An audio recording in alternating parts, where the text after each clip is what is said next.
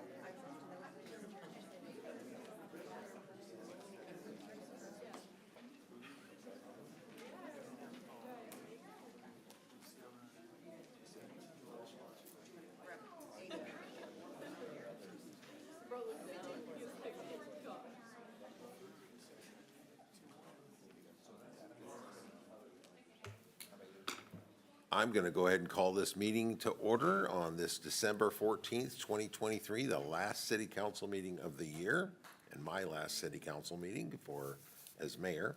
So I'm going to call this meeting to order. And please follow me in the flag salute. I pledge allegiance to the flag of the United States of America and to the republic for which it stands, one nation, under God, indivisible, with liberty and justice for all.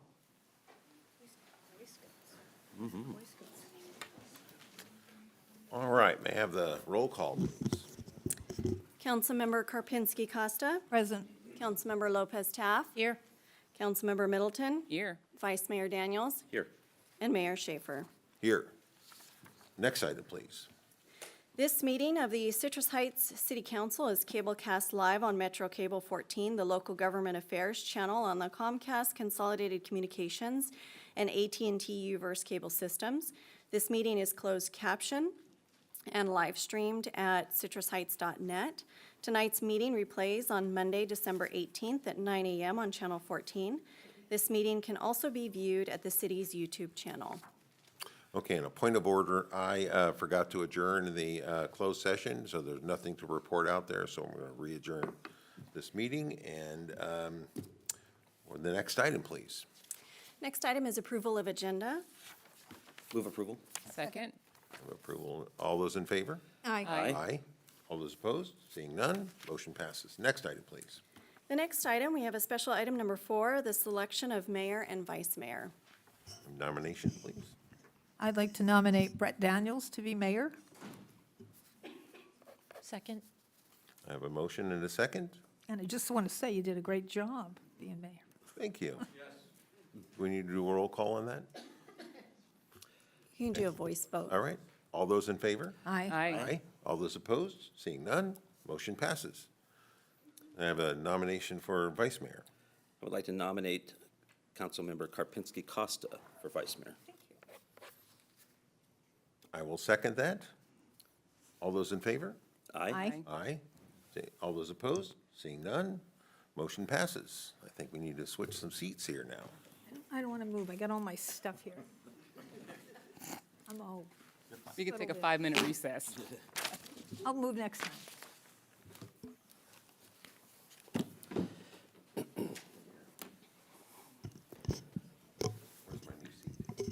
Good tonight you're here. Because I got all this stuff. I got too much stuff to move.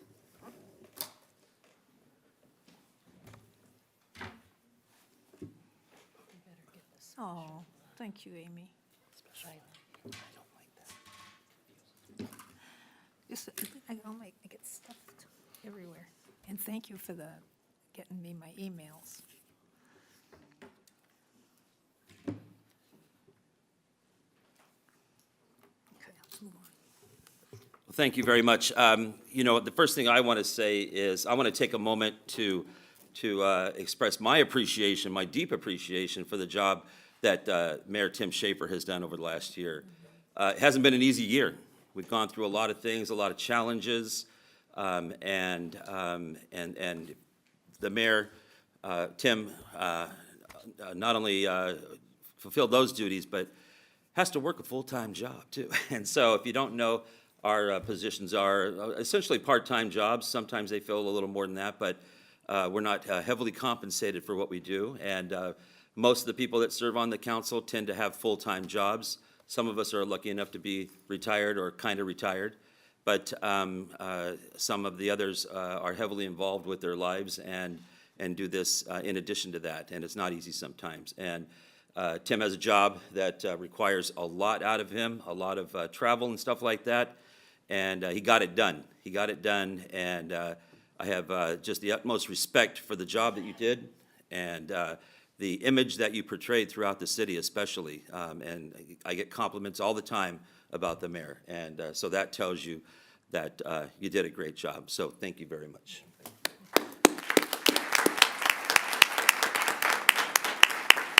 And I don't know if you want to say anything about your time? Thank you very much for your kind words, and thanks everyone for their patience with me. All right, next item, please. Well, no, let me say something, actually.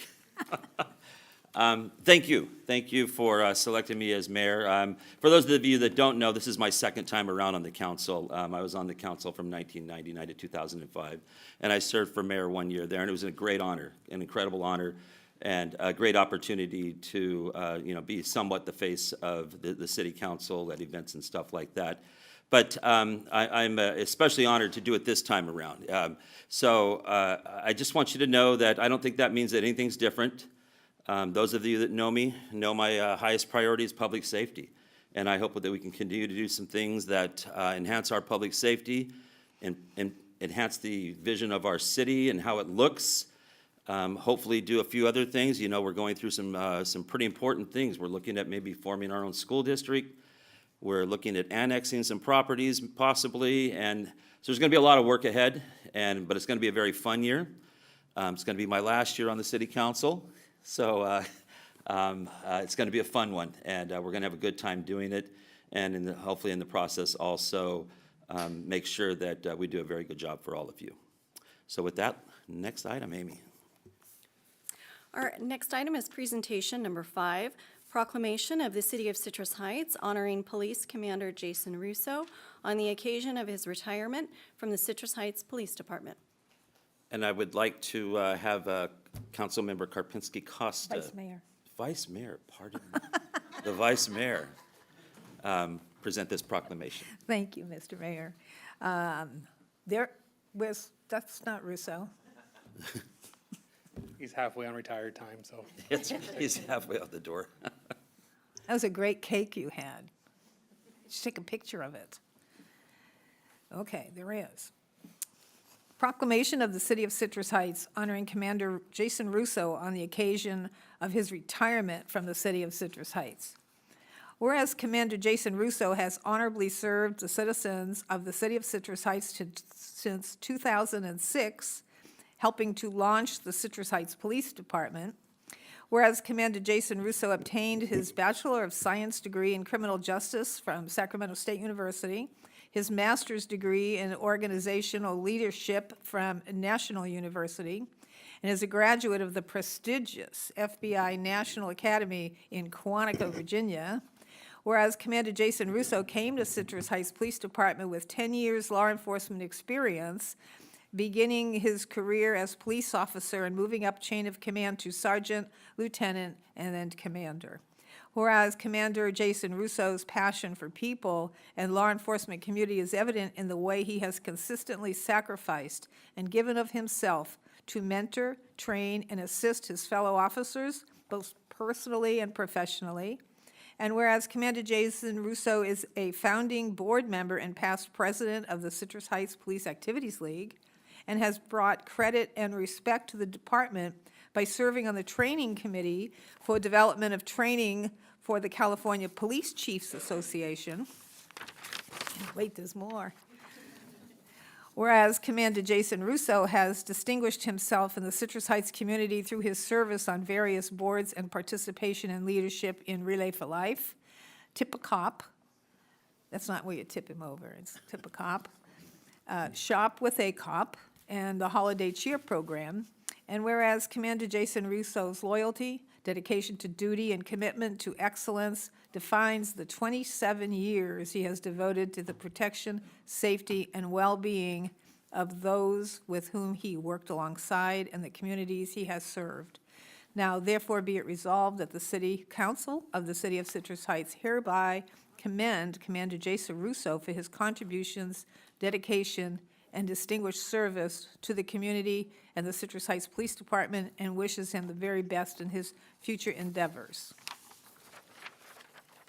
Very nice. We'll come down and take a little nice picture in a minute, but first, yeah, I was going to have Chief speak, and then, see, he thinks he's still the mayor, so. Go ahead, Chief.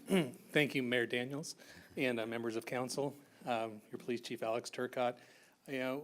Have the distinct honor of, recognizing a legacy member of our police department. I won't repeat all the whereases, but What's Tip a Cop? Tip a Cop? Yeah, what is that? That is an event that honors Special Olympics where the officers will serve at a restaurant, and all the proceeds that go Oh, cool. from the restaurant help the Special Olympics event. Okay. Where was I? Oh, yeah, Jason.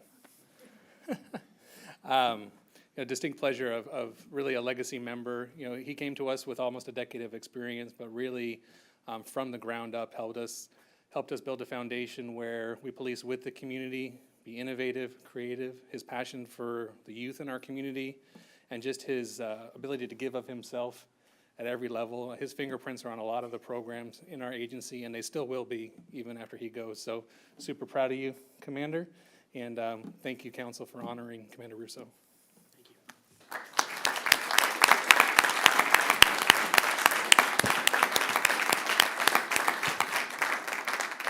I'll just keep it brief. I really want to thank the community, the council, the city manager, the chief, my partner, Chris Fry. We've come a long way. It's bittersweet to leave us behind.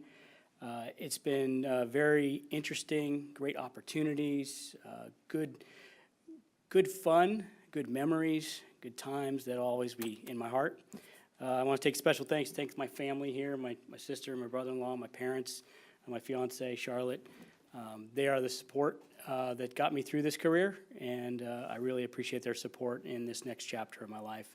So I want to thank all the family and friends that came here today and to help support me, and thank you for bringing this to my attention and doing this proclamation. It means a lot. Thank you. Thank you very much. I'm going to give the council members an opportunity to say something, then we'll come down and take a picture. Councilmember Lopez Taft. Commander Russo, I just think it's incredible that you not only served a decade before you came to us, but also, graced us with your innovation, your talent, and just your love for community. And I just really, really appreciate your time and service. Thank you. Councilmember Middleton. Commander, my first interaction with you was actually through the PAL program, and I watched how dedicated you were to our youth, how you made sure you touched every individual, and just that spirit of that is what led me to be on the PAL board with you. I loved watching your leadership and changing that narrative, working really hard to make sure that's one of the things. Don't appreciate the fact that my son is thinking about going into law enforcement at this time. But he looks up to you and many others in the department. Our department is going to be, there's going to be a big hole there with you not being there anymore. But we are so grateful and so thankful for your service, for keeping us safe. And we're glad that you made it safely and healthily to retirement. Thank you so much. Former Mayor and Councilmember Tim Schaefer. Commander Russo, you exemplify what I see in a public servant and a police officer, somebody who I could trust and go to. And I know that I got a phone call when the decision for a chief was made, and I got to tell you, it was a really tough decision between the two of you. You took it in stride. You're both well qualified, and I can't tell you how much I respected the way that you handled yourself in that situation, because I'm sure there was some expectations there, and you're deserving. Both of you were. And so I have great respect for you. Again, the level of service you bring to this community we're eternally grateful to you. Thank you. Thank you, sir. Vice Mayor Karpinski Costa. Well, I was on the council when we voted to have you guys, be our startup department. And I can remember when you came, you were like one of the premier first people on the, I saw former Police Chief Boyd there. He's proud of you at your little gathering. And I'm proud of you. To watch, you were younger, it was a while back, but to watch people grow in the department and see the commitment to the community, because we, the community, see the commitment the police make to us. And it does nothing but we then love our police department. It's like, if you do not live in Citrus Heights, you do not know, you can never imagine how much the community loves our police. They come to our community meetings, they give of themselves, and as the chief has said in a couple of speeches I heard over the last couple of weeks, they spend more time here at the city than they do with their families. And so good that you're retiring. Hopefully you have more time to spend with your family. And I do appreciate, on behalf of my community, thank you so much from the bottom of all our hearts for serving. Thank you. Yeah, and I'll just add, the thing that I admire so much in you is that you came here in the beginning, and you've been here that whole time, and you've put your fingerprint, no pun intended, on so many things. So many people admire you. They truly do, and I wouldn't say it if it wasn't true. And so thank you for everything you've done here. I hope that you're not going away. I hope you're retiring, but not going away, because there's so much that you can offer with, was it 27 years? That's something that you can't purchase, you can't do anything with it. You just have to live it. And so I'm hoping that you continue to come back somehow and share that with the youngsters, especially because we can only hope that they will go through their careers as you did and achieve what you did. So thank you so much, very, very much. So if nobody has anything, let's go ahead and go down and get a picture.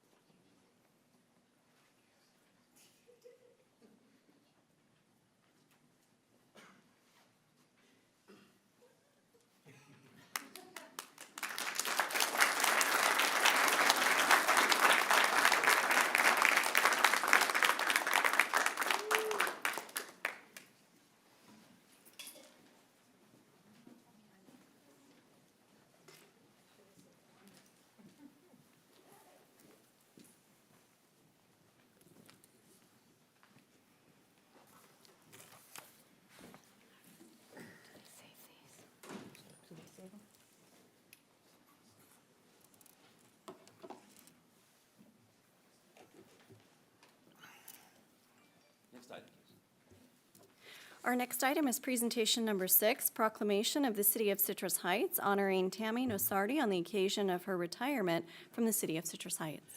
Thank you very much, and I'm going to ask Councilmember Lopez Taft to take care of this proclamation. All right, I'd like to invite Tammy. Thank you so much. You know, this is the year we turn 25 and then everybody wants to retire. We have such wonderful, wonderful staff. Proclamation of the City of Citrus Heights honoring Tammy L. Nosardi on the occasion of her retirement from the City of Citrus Heights. Whereas Tammy Nosardi began her career with the City of Citrus Heights in 2008 as an accountant. In 2017 was appointed to Senior Accountant Auditor, and in 2018 was appointed to the position of Finance Manager. And whereas Tammy's impact on Citrus Heights was immediate as she worked diligently on reconciling, the general ledger and subsidiary accounts, updating records for the city's fixed asset accounts in accordance with GASB, service contracts, customer service procedures, and accounting operations of City Hall. And whereas, during her career, Tammy has contributed to the efforts on numerous projects throughout the city, including the planning and development of the city's enterprise resource planning software, Eden, ensuring deadlines and deliverables were met and the city was ready to serve the community, was instrumental in the implementation of the processing of online payments for building permits, animal control, and business licenses, and assumed the lead role in coordinating the COVID expense reimbursement process with FEMA and management and reporting of the American Rescue Plan Act funding. And whereas Tammy's extensive knowledge and experience helped lead the agency through a second system implementation of the finance and payroll modules, and whereas Tammy's commitment to working collaboratively with all city departments and strong financial stewardship was demonstrated on a daily basis as she oversaw payroll, accounts receivable, and accounts payable. And whereas Tammy's collaborative nature and genuine care for Citrus Heights was greatly appreciated, as she was a key team member in evaluating and implementing successful strategies to improve the fiscal health of the city. And whereas Tammy played a crucial role in providing administrative support and institutional knowledge of the city's financial history, which was essential to the development, presentation, and adoption of the city's biennial budget document. And whereas Tammy's commitment to helping others, her coworkers, and her dedication and guidance significantly enhanced the evolution of the city. Now therefore be it resolved that the City Council of the City of Citrus Heights does hereby commend Tammy Nosardi for her many contributions, steadfast dedication, and exceptional service, extending to her the sincerest gratitude and appreciation for all she has done for the city, this community, and for all those who live, work, and play here. Congratulations, Tammy. Thank you. Yeah, go ahead.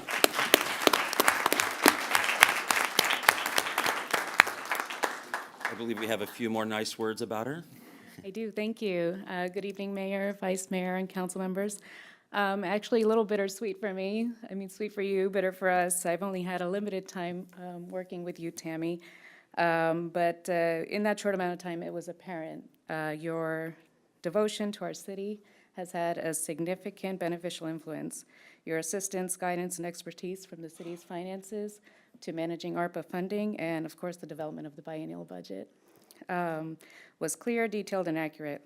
It certainly will not be the same without you, but we'll try our best to continue the effort you've put into this city. I wish you the best in retirement. Congratulations. Thank you. Thank you. Council members, anything? Portia? Yes. Can I say something first? Oh, Well, yeah, how rude of us. ooh, it might not be good then. I don't know. Go ahead. I just wanted to say a couple thank yous to some people that made my journey here very memorable. One would be Rhonda Rivera, who used to be the assistant city manager. She's now retired. Second would be Raj Prasad, who was the accounting manager, who is now the finance director at City of Napa, and Bill Zanoni, who was our MRG consultant and our interim administrative services director. I just wanted to thank the three of them for everything they taught me, Back in 2017, when finance and human resources merged, we went through some big changes. At one point, I was a department of one, so I learned a lot. But anyway, so those three people were so very, very important to me, and I just wanted to mention them. Also, thank you, Ash. Thank you, Ryan. Thank you, all the employees here. I mean, I've made a lot of friends. I still talk to a lot of the friends that, used to work here. So I just, I do. I really do care about the city. I know that you guys a lot of times talk about living in the city. We don't all live in the city, but, I mean, for a very, very long time, I bled Citrus Heights blood, so, Thank you. Don't go away. thank you. Don't go away. Okay. Portia? I just want to say thank you for your dedication, your stewardship for all these many years. It has not gone unnoticed. There have been times when I've had questions early on when I first started on the council, and you were always so very receptive and so very kind in walking me through our massive budget book. And thank you for that kindness, and I wish you all the best in your retirement. Thank you. Well, Tammy, our interaction has been brief, but I know you as the budget guru, the budget historian on the team, and that history is so very important to a city's good functioning and just moving forward financially. And so I really, really do thank you for your years of service here. Mr. Schaefer? Well, Tammy, I will say, it's been a tumultuous few years, but we all get through it. And we all came out on the other side a little bit better, a little better understanding.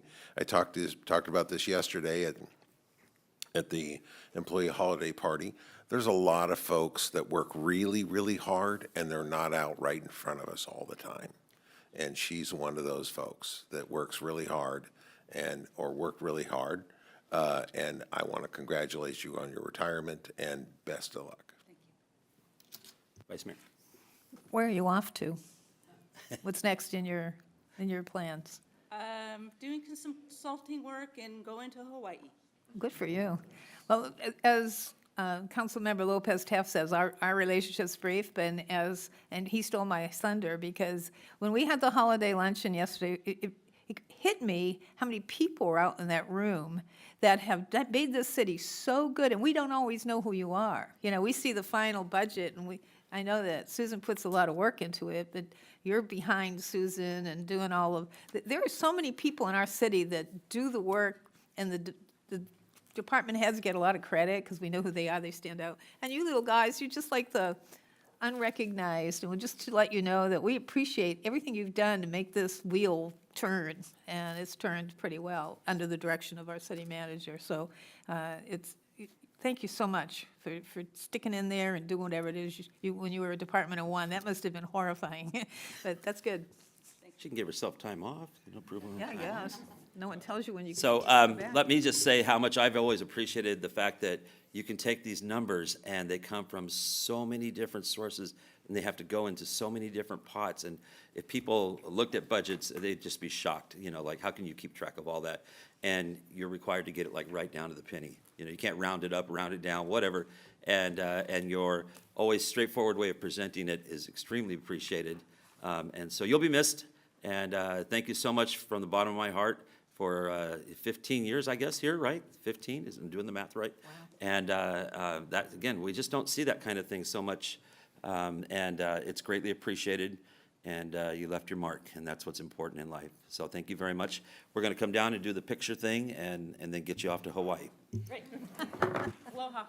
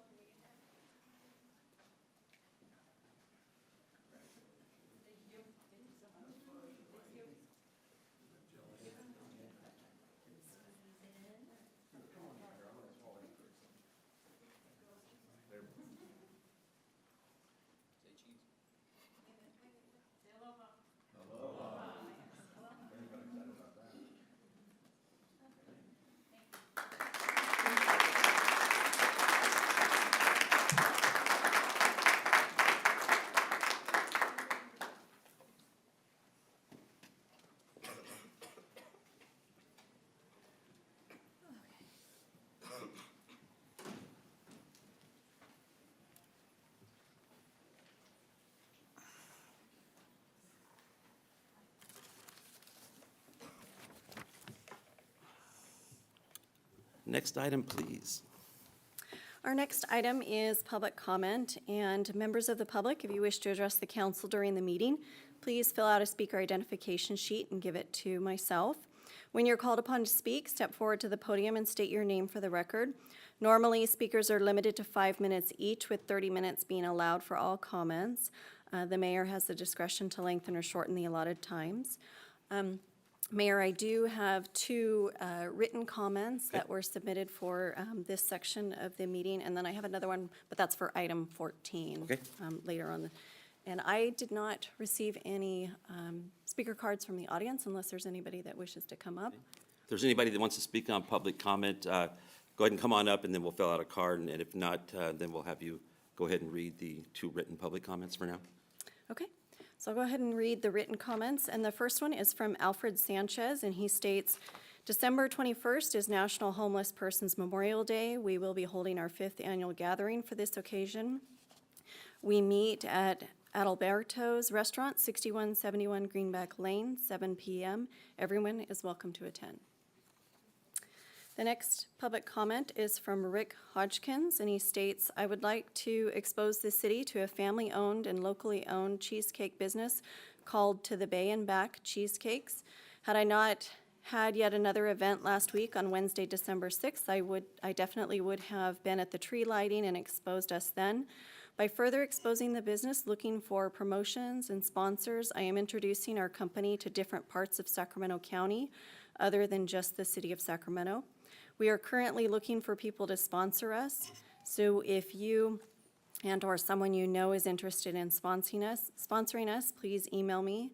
I, in turn, will take your information and pass it on to our CEO, who is also our marketing director, who is also the owner and proprietor. All 70-plus flavors of cheesecakes are from his grandmother and mother. By having people sponsor us, then we can hire people, launch another wholesale bakery, and delivery and at least delivery trucks so as to get our product out to both our commercial and residential customers. The vast majority of cheesecakes are made on a large scale by a wholesale bakery, but the person who is our marketing director, owner, and proprietor can make them on a small scale. 2 of you got my business cards recently. 1 of you got it at Braden Murphy's campaign kickoff for County Supervisor District 4. Another one of you got my business card 3 days ago at the Regional Transit Board of Directors meeting. Not only will we put you on our website, if you or someone you know is interested, we will also put you on our social media platforms, including Instagram and TikTok. Our website is tothebayandbackcheesecake.com.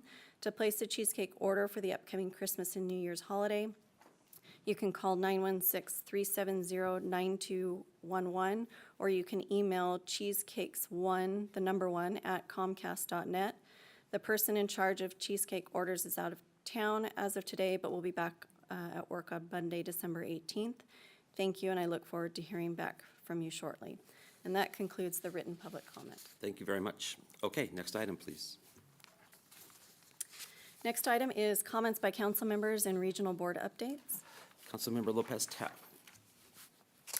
All right, I've been enjoying a lot of the community events and the tree lighting, of course. Last night, we had another great community event with our Seek business owners, and we just so appreciate having that invitation and opportunity. A couple of my groups did meet. The SAC Homeless Policy Council that I am a part of met on Friday the 8th. And the big news and information there is the point-in-time count, so the PIT count of our homeless population or unhoused population will be conducted specifically in Citrus Heights, January 24th, 5 p.m. to 11 p.m. Now, the overall PIT count is conducted within most of Sacramento County over a 2-day period of time, the 24th and 25th of January, 5 to 11 p.m. So just know that the PIT count is very important. It feeds into a lot of statistical information and informs a lot of the organizations that provide services. The other group that I am a part of is our SAC Library Board, and today the big point of agenda was considering a raise and doing the evaluation for the director, Director Coyle. And so he's done, I just have to say, he's done an excellent job and had really great feedback considering he is in charge of all of the administration for all the public libraries. He has engaged in communication, conversation, and fixing or helping to resolve issues surrounding our own Sylvan Library. And we're very, very proud to say that there is quite a big amount of money allocated to securing our library and continuing beautification there. So very proud to announce that. That's it for me. Thank you so much. Councilmember Middleton. Thank you. Busy in a couple different ways. I didn't have any of my boards or commissions meet. We had one scheduled for Metro Chamber, and that got canceled. But I have been doing a lot of visiting around with our neighbors, going to a lot of community holiday parties, and just talking with folks and encouraging them to get out and spread the festive vibe. Professionally, Cal City Sacramento Valley Division meeting happened, and we started discussing our lineup of what cities we're going to be visiting in this division. We have over, we go all the way up to the Oregon border and out past Lodi, so it's a big division. We decided that 2 of our meetings will actually be, one will be in Lodi and one will be in Elk Grove this year, so I'm trying to keep it more local as the president of that division. I was at the holiday luncheon, had a great time talking to all the folks and seeing everyone there, and just, sharing the fact that I really appreciate all the work the staff does every single day to keep the city running and to keep, our council on task. I dropped in briefly for the Sikh business owners meeting. When it's the holiday times and you have kids, I have lots of cookies to bake. My children pretty much demanded I have to bake the cookies and take them all to the local senior living facilities, so we did that. And also the California Housing Partnership Board met this past week, and that is a big thing because as the vice president of the board, we're talking about what legislation we're going to be putting forth and supporting when it comes to housing in local jurisdiction, and I'm going to make sure that we do our best to maintain local control while also continue to build more affordable housing. And that is my report. Thank you very much. Councilmember Schaefer. Well, thank you, Mayor. I just want to share that we lost a resident of 57 years here in, it was my friend and neighbor, Harlan Friesen. My condolences go to the family. He passed away on November 29th. He'll be sorely missed. He's just a great human being, and just my condolences go to the family. On another note, I sit on the Sacramento Area Council of Governments for the young people that are here. So we actually there are 26 cities that meet on this board. And we talk about typically infrastructure and transportation issues. And that's transit, that's all things sort of infrastructure and transportation. And we learned through the agenda that the governor signed into law last year in June, the AB 194. Essentially what this does is this AB 194 promotes the creation of regional tolling authorities. So, and what that means to me is, what that should mean to you is, we will have our first toll road in the Sacramento region that will go from West Sacramento to Davis and back. We'll also have, these are toll lanes, not toll roads, but these are toll lanes. And there are 89 miles of toll lanes planned for the Sacramento region. We're looking more and more like Los Angeles and the Bay Area every day. So just watch for those. Those are, it's really tough to support that, but it's now the law. It's a mandate from the state, so that's coming your way. So anyhow, that's really all I have to report, and I'll pass it back to the mayor. Thank you. Vice Mayor Karpinski-Costa. Our last council meeting was November 9th. So since that time, we had Thanksgiving. It's been a long break since the last council meeting. On 11/15, I went to with the mayor, you forgot to mention, we went to the park board meeting where they discussed yay or nay on the Kathy Cook amphitheater that Bill Cook wants to build in her name. And they didn't get very far. So the board is a little weird. It's not like elected officials. They're appointed people, the park board. And so they continued it until the next meeting will be on January 17 at 5 p.m. And I know our city manager wants to go to encourage this board to, make the decision. He wants to build it and then just let the park, use it, have it, run it, whatever it is. But he wants to build it in his wife's name, who's the lady who founded our Citrus Heights Marching Band. So I think that it's a great addition to the park. It's a matter of where to put it in the park, and there's no agreement on that. Then I went to the Area 10 SOAR meeting, where we played turkey bingo. That was fun. And then on the next day, all of us went to the service and celebration for Jack Duncan.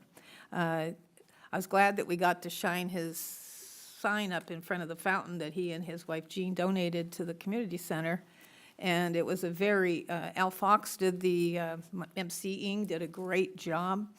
People got up and told some terrific stories about Jack. He's going to be sorely missed in our neighborhood and in our city. Did so much for our city. And so I think I had a dream about him the other night, and so I got a chance to say goodbye again. Then I went, not to be confused with the Octuba Fest that I reported last time, but we had another tuba event.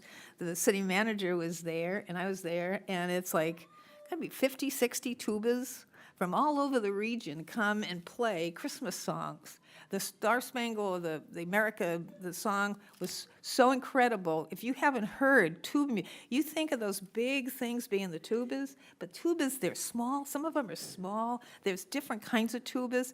It was a lot. They had the professors from Sac State, from UC Davis. I mean, these are sincere tuba players, and they're great, and they sounded so terrific. It was definitely a free event. Should have been I thought it should have been better attended, but it was definitely great. And then I tried to go to the tree lighting, but I couldn't find a parking space. So there was absolutely no parking. It was just well attended, and so I know that there was several hundred people there, and everybody had a great time. I called in. I says, I can't find a parking space. So, yesterday I did have a sewer board meeting, so getting down to serious stuff now. The only thing I'd like to report from the sewer board meeting is, it's the end of year. They're looking at setting some new policies next year come before us. We have what's called the Confluence Program, and it's monies that the sewer district raises through non-rate, non-fee.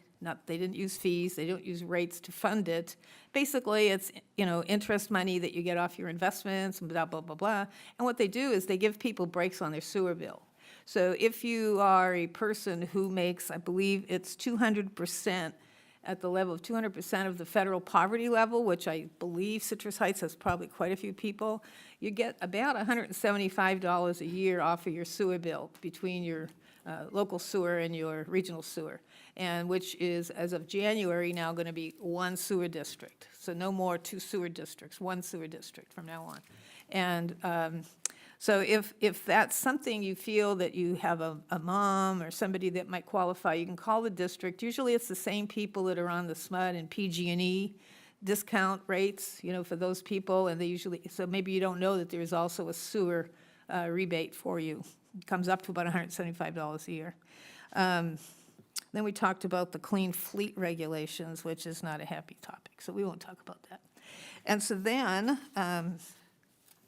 today I went to the, was it today? Yeah, I went to the swearing-in ceremony, and I just wanted to mention it because as we see Commander Russo retire, new people coming in, and I've seen so much of the chief in the last couple of weeks with all the events we've all been at, that something stuck to me today, and I just wanted to, he said this to his officers that were coming in. He says, you are willing volunteers to be treated unfairly. And I heard that, and I thought, you don't think about it, but here they are, our police department, volunteers to be treated unfairly, they're held to a higher standard in the community. You know, you don't have to meet the same standards that they have to meet. And that if a policeman in another state does something, you know, you didn't like, they take it out on the local ones that serve away from that state. So it's like, you know, I thought about it and I thought, that's true. On the other hand, they are well-loved, so I hope that it makes up for a little bit of being treated unfairly. So I thought that was very wisdom on the chief's part. Now, the other thing I want to report is, this month, we have so many eating events. We eat. We go places, lunch, dinners, holiday this, holiday that. And I thought about all this food that I've been eating, because I'm on a diet. And so food is something you share with family, and you share ideas, and you share plans, and so I'm thinking now of all these places I've been, and I go because I share I don't go to the ones, I figured this out, I don't go to places I don't share their thoughts. So we get a lot of invites as council members, and so I did attend this teddy bear luncheon at Lakeview Village. The ladies and gentlemen there raised about 200 teddy bears, and it took, got to be, and the city manager and I were there, and it maybe takes about a huge van full to put all these teddy bears in the van, and they give them to the police department, who gives them to children that they may have responses to on their calls. If the kid has to sit in a police car or go somewhere overnight someplace, they have a little teddy bear to sit with them. I think this is just such a nice event, and I think that the love that the people have for the community shows. They also give some of these bears to some of the other kids around this holiday season. So that was a really nice lunch. And I had lunch with our assemblyman. He says, I want to know what's going on in your city. This is Mr. Hoover. He says, what do you guys need? What is happening? And, you know, so we talked about the retail theft. Which, by the way, I wanted to make this announcement. I don't know if you guys read your, the Assembly is having a retail theft information hearing on December 19th. You know about this? Are we sending anybody to testify? Okay, good. So hopefully the legislature will come up with some response to the retail theft that we're experiencing, because many of our businesses it's just killing them. As happened, we went to the Sikh business dinner started at 5 and went till about 10. These people can eat, okay, but they're all wonderful, so it was a great experience. And then I went to the 25-year celebration at the Sunrise Marketplace, that they have been a marketplace business district for 25 years. And when you look back 25 years ago, what the district used to look like down Sunrise Boulevard, it's nothing like it looks now. So, you know, we might have our slumps and ups and downs, but it was a point where it was just about dead. And then Kathy Lynn Carpenter, she put together a plan to make it a little more vibrant with events that go on over at the mall and bringing people in as best she can, considering the retail is iffy anyway. But that's pretty good, I thought. And we also, at the time, celebrated another retirement of Officer Jeff Schouten, who was the mall cop. So he's retired. And then we went to Stone's to eat some more and honor the people who were on the committee for the Wall That Heals. And they brought that Vietnam Wall to our park, and so this was a little event, eating event to honor them. Then we had the staff lunch, which was also, like I said before, it's neat to see the entire staff there that was there. It was just so important to you look at the year's accomplishments that were up on the video, and you say, you know, we couldn't have done all that. You know, we look good. These guys are doing all the work, and so we appreciate everything they've done. And all I can say is I've got some more eating to do this coming week. The Mosquito District doesn't meet on November, so we're going to have our Christmas dinner and our annual updates next week. And what else? There's, my Sorb neighborhood's having our annual potluck on the 28th. Bring a dish, make a wish. And when I'm done eating, that was it. I think it's enough eating. So that's where I've been, eating. Thank you. We might have to limit wear my council members calories to with 5 love. minutes in the future, so. Okay, so a couple of things. I did get to attend the chamber lunch in November, but I had to miss the one in December, which was really heartbreaking because it was the chili cook-off. But that's a good thing. And then I attended the community meeting for Assemblyman Josh Hoover here in Citrus Heights, and a good time. Of quite a few people showed up. As mentioned, Josh is doing a great job for us, and we're privileged to have him as our assemblyman. And he came and met with the residents, and it was good. On Veterans Day, I did go to the Veterans Day ceremony at the Sylvan Cemetery, always a very touching day, and then over to the Veterans Community Center for another event over there. As Jana mentioned, we had the event at Stones and for the Wall That Heals, just a very classy, emotional event for those that had put that all together, and hopefully demonstrated a vision that something will happen on a permanent basis with that in Citrus Heights. I had an STA board meeting. That's the Sacramento Transportation Authority. I don't have anything to report out of that. I had a, regional transit meeting a few days back, and really the only thing to report out of that is that we had voted down a project to build a light rail station near the downtown area at the tune of $40 million. That was brought back for reconsideration and then continued until January.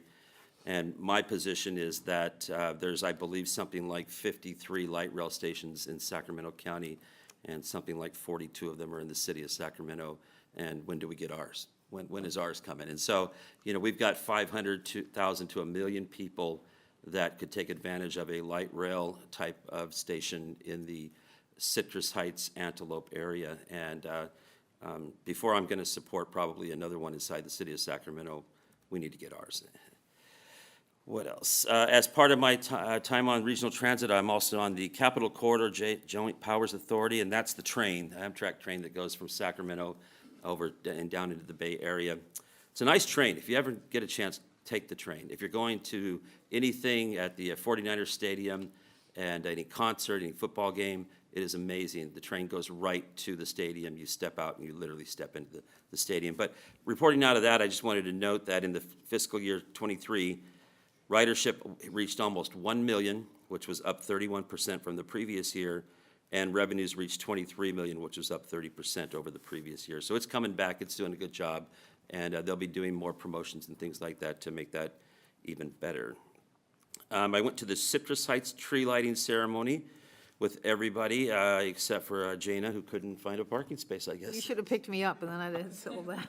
And so, wow, it was amazing. It was really amazing.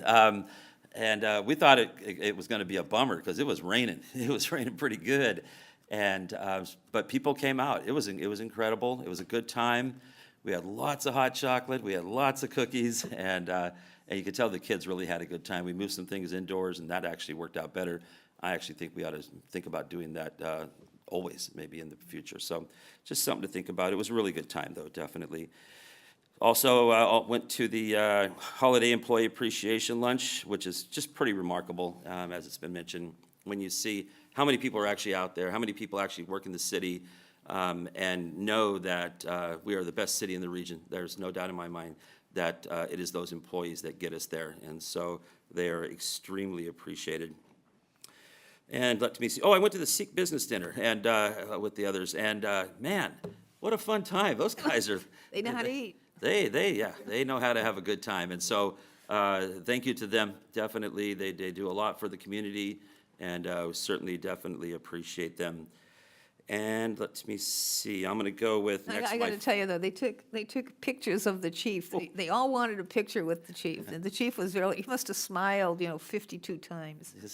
And then Commander Fry said they sent him all 52 pictures at 2 a.m. Nice.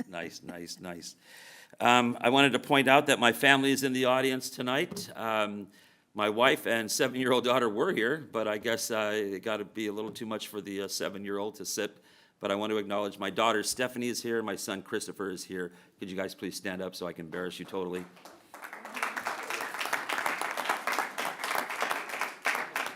Two amazing kids that I couldn't be more proud of, and thank you for being here. Let me see. I hope everybody had a good Thanksgiving. I hope everybody has a great Christmas and New Year, because we won't be meeting until after that time frame. And then if you're 18 or younger, could you please stand up? Don't try to hide it. We see you. Come on, get up. Oh, wow. Come on, guys. Yeah, I see you there. Come on. Yeah. And then I'd like you guys to come up to the podium, give us your name, what school you're from, and why you're here. There's a leader. Come on. Hey, I'm Matthew Donaldson, and I'm from Bella Vista High School. And the meeting sounded interesting, and I came here for the American government class. Thank you, Matthew. Hi, my name is MJ. I'm from El Camino High School. And I came here because my friend Matthew wanted to. Good job. That's a friend. That's good. My name is Mark, and I came here because my friend Matthew wanted to. Nice. Where's Matthew? Hello, my name is Kai. I'm really just here for the class because I have to for. Okay, now that just sounds really like obligatory, like, why am I here? But you know, Yeah, we I'm understand. here first because I have to do so for a class. Thank you, Kai. My name is Travis. I go to Bella Vista. I'm here for the government class as well. Thank you. Hi, my name is Simone. I go to Bella Vista too, and I'm here for government class too. Okay. Where's Matthew? Hi, my name is Jake. I go to Bella Vista, and I'm here for the government class. Thank you, Jake. Great hair, Jake. Hi, my name is Camille, and I'm here for the government class. I also go to Bella Vista. Nice. Thank you. Good class. Hi, my name is Elias, and I go to Bella Vista High School, and I'm here as part of assignment for my government class. Hi, my name is Alondra, and I came because my gov teacher wants me to be more involved in the community. Shout out to Mr. Michelson. Yeah, thank you. Hi, my name's Claudia Albuquerque, and I go to Bella Vista. I'm here for the government class. Thank you for having us. Thank you.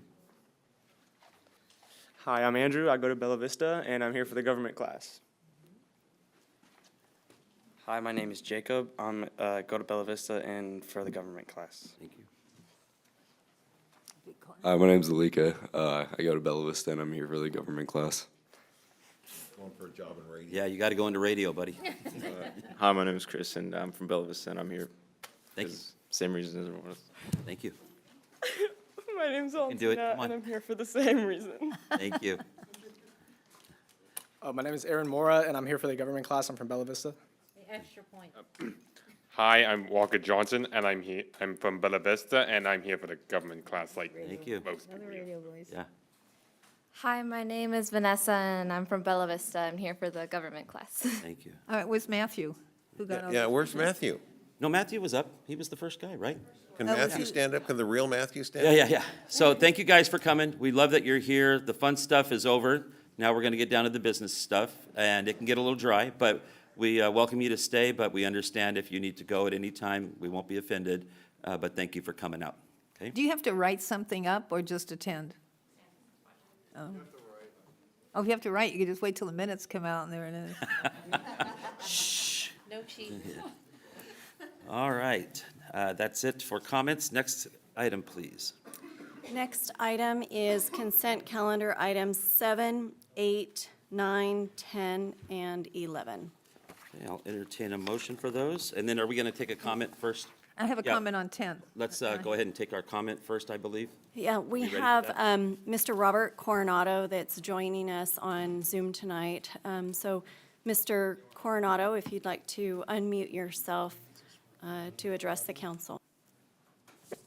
Hi, I'm Robert Coronado, and I'd be happy to donate the property located on Sylvan Road to the city of Citrus Heights to be used for the public's benefit in perpetuity.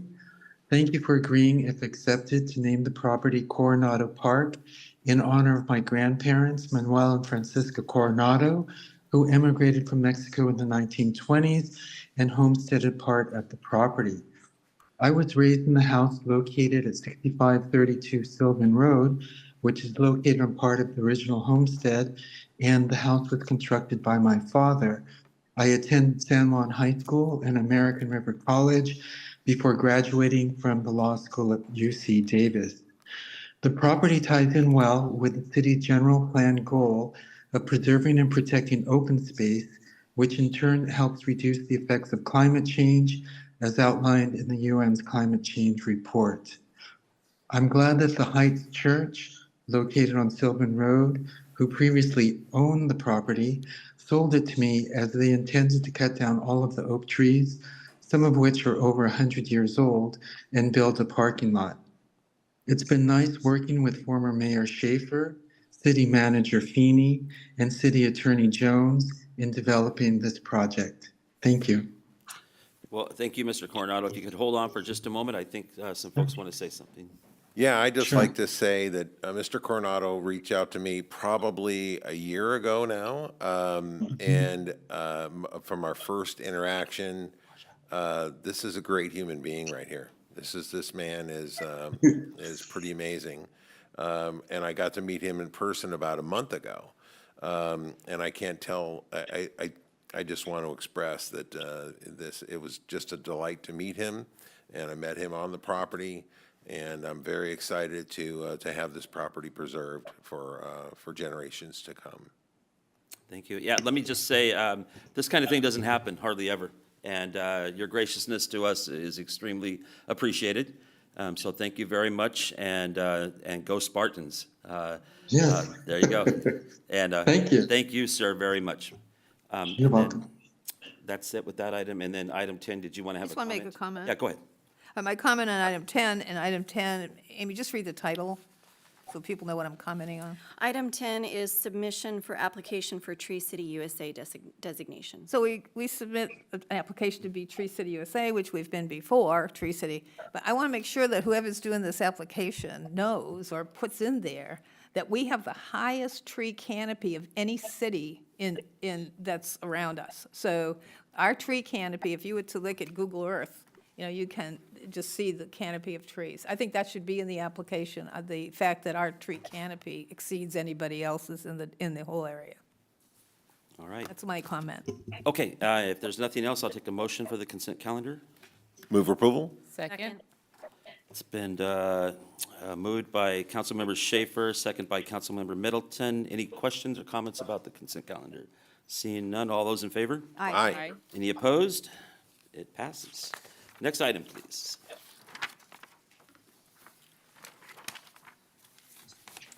Next item is regular calendar, item number 12. The subject is San Juan Avenue Complete Streets Project Phase 1A, federal project number STLP 5475046. The recommendation is to adopt a resolution authorizing the city manager to execute an agreement with All Phase Construction for the San Juan Avenue Complete Streets Phase 1A project, and to adopt a resolution authorizing the city manager to execute a professional services agreement with Ghirardelli Associates to provide construction management inspection and materials testing services for the San Juan Avenue Complete Streets Phase 1A project.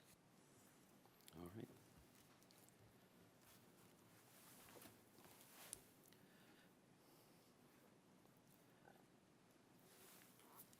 Good evening, Mayor, Vice Mayor, council members. I'm Leslie Bloomquist, City Engineer in the General Services Department, here tonight to talk about the very exciting San Juan Avenue Complete Streets Phase 1A project. Currently, the GSD department is working to implement complete streets improvements on San Juan between Madison and Greenback.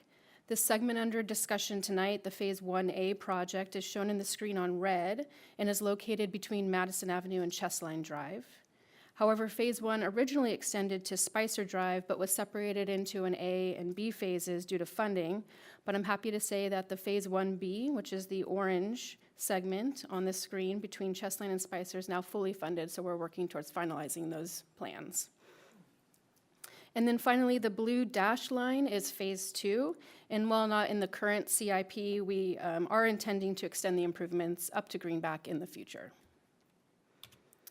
But specifically for the Phase 1A project, we will, the proposal includes buffered bike lanes, sidewalk infill primarily on the east side of the street lighting, storm drain upgrades, full roadway resurfacing, transit stop upgrades for both transit improvements, but also accessibility and traffic signal upgrades. This slide shows both an existing and proposed typical cross-section of San Juan Avenue. If you look at the existing section, which is on the bottom half of the screen, you'll see that on the east side of the road, or the right side of the screen, there's no streetlights and the sidewalk is missing. The proposed cross-section in the upper half of the screen shows the new sidewalk, street lighting, and then also shows the new buffered bike lanes. What these cross-sections don't show is that even on the west side of the road where there is existing sidewalk, there are utility poles, street lights, and other items that are currently impeding the existing accessible path of travel, and the Phase 1A project will also correct those issues as well. Design on this project has been underway for the past several years and was completed earlier this year. It was released for bids on October 9th, and bids were opened on the 29th of November. The engineer's estimate was $3.325 million, and the low bid from All Phase Construction came in at just under $2.75 million. The total estimated construction cost is $3.663 million, and that includes the construction plus all of the associated soft costs. Funding sources proposed to make up the $3.663 million include over $2.9 million in grant funds. This includes a state of good repair as well as a maintenance and modernization grant that has already been secured and obligated for construction of this project. $367,000 in other local non-general fund sources, including stormwater utility, Measure A traffic safety, and TDA bike peds have been identified, and $259,000 in road maintenance and rehabilitation funds. And we're also expecting about $93,000 in reimbursements from various utility companies for items that are included in the contract that we'll be performing on their behalf. In addition to the award of the low bid contract of $2.75 million to All Phase Construction, a 15% contingency is recommended to allow for unforeseen issues or other issues that might come up during construction. And staff also previously released a request for proposals and selected Ghirardelli Associates as the most qualified consultant to perform construction management, inspection, and material testing for the project. It's recommended to award Ghirardelli's contract, which is in the amount of just over $501,000, which brings us to that $3.663 million. And I also just wanted to point out that the approved 23-24 and 24-25 CIP budget allocated just over $4.5 million for the construction of this project. So with the favorable bids received, there's an over $800,000 in budget savings of non-general fund, local funds that can be used to supplement other capital projects. There are two items for consideration tonight. The first is to approve the construction contract with All Phase, and the second is to award the construction management, inspection, and material testing professional services agreement to Ghirardelli Associates. And I have the two motions on the screen, and I'm available for any questions. Okay, before we go to the public, I'll ask if there's any comments or questions right now from council members. Yep, go ahead, Councilmember Schaefer. Can you scroll back two screens, please? There you go. I want to note this bottom half of this. This is like almost unheard of lately. Every time we've done this, it's gone over budget. This is the first time I've seen in a long time where I've seen it actually come $800,000 under.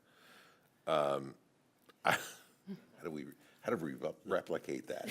Like multiple times. So great job for that. Thank you very much. And that's really the only comment I had. Thank you. Vice Mayor? I was kind of trying to follow what the presentation was and what we have in our staff report for the benefit of the audience. Did you have the project funding slide of where the money comes from? Did you have that slide? Yes. Okay, so I didn't see the SACOG money. So the SACOG money is the...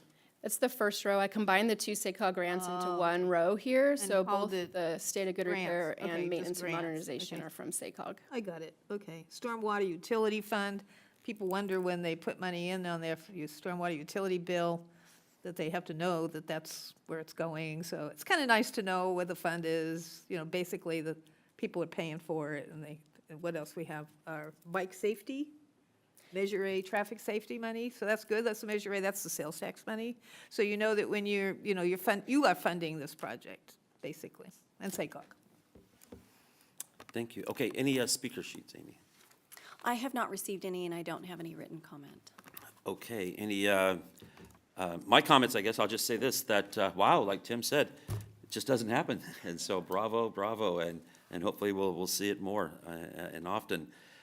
This is such a sorely needed project.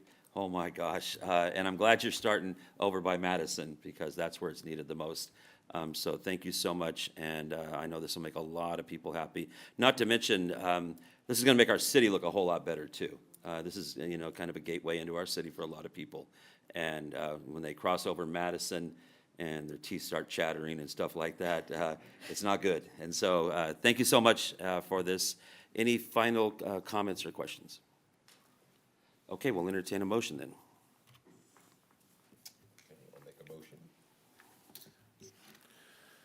I move that we adopt a resolution of the City Council of the City of Citrus Heights, California, authorizing the city manager to execute an agreement with the All-Phase Construction for the San Juan Avenue Complete Streets Phase 1A project.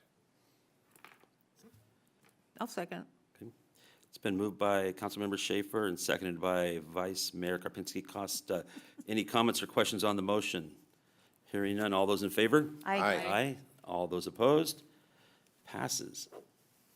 Okay. I'll make a motion, a resolution of the City Council of the City of Citrus Heights, California, authorize the city manager to execute an agreement with Ghirardelli Associates to provide construction management, inspection, and materials testing services for the San Juan Avenue Complete Streets Phase 1A project. Second. It's been moved by Councilmember Schaefer and seconded by Councilmember Lopez Taft. Any comments or questions on the motion? Hearing none, all those in favor? Aye. Anybody opposed? Yeah, I have a question. Does Ghirardelli make that chocolate? Yeah, that's right, we'll get chocolates, right? Yeah. Any noes? Hearing none, motion passes. Thank you so much, very exciting. Next item, please. Next item is regular calendar, item number 13. The subject is 3-year pavement preservation plan, arterial, collector, and residential streets. The recommendation is to adopt a resolution approving the 3-year pavement preservation plan. Good evening, Mayor, Vice Mayor, and council members. Regina Cave, General Services Director. And with me, I have Cesar Lara from Cal Pavement Management. He's a principal with the firm. This item before you stems from discussions that we've had with council via the prior strategic retreats, part of the focus area work plan, stemming from May of 2022, and again, directives that we received September of last year, advising staff to prepare a plan that focuses on our arterials and our collectors and our streets that tend to convey more traffic that could serve a lot more of our users, but also making better use of the anticipated funding that we would be receiving as part of our revenue neutrality. And so this is what that plan does. So over the last year, staff has spent time with Mr. Lara and his team to really tear apart our existing pavement condition plan, our PCI report, to really look and dive into what those numbers mean, what the streets look like, what are the options that we have, look at industry standards. Non-unique to Citrus Heights, we do have poor conditions across all of our pavement, both residential, collectors, and arterials.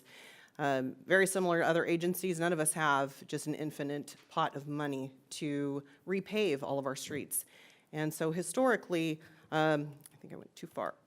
A lot of our historical projects have actually focused heavily on repaving, and a lot of our laymen understand resurfacing streets as just paving.